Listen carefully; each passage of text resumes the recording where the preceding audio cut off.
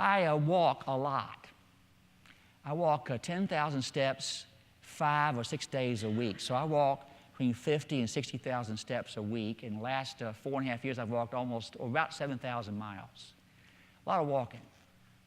And do it to strengthen my heart and to keep my weight down and stay healthy. I mean, I do this. But when you walk 10,000 steps, it takes an hour and a half. I walk really hard. It takes an hour and a half.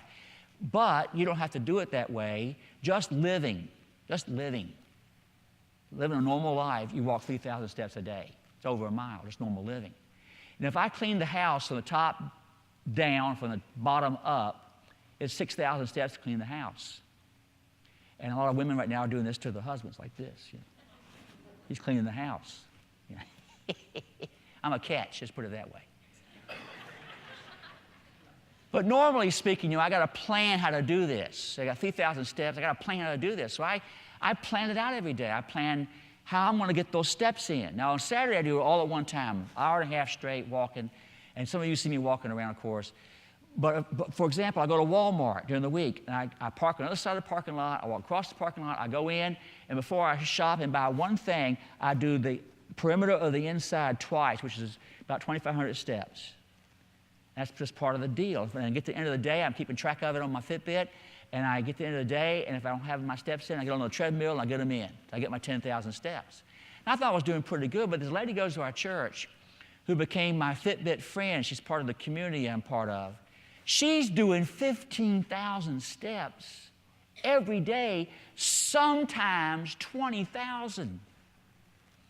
I have no idea how 15,000 steps is 2 hours and 15 minutes of walking. How does she do this? My operational theory is that she's got a hamster wheel at her office. She goes in her office, she goes, on the hamster wheel.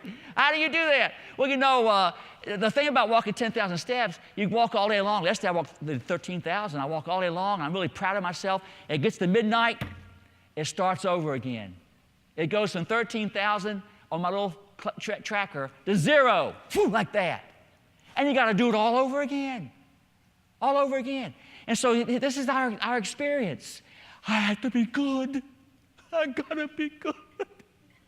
And then you go to bed at night, and you wake up next morning, I got to do it all over again. Every single day. No, you don't. Be honest about your sin. Confess it.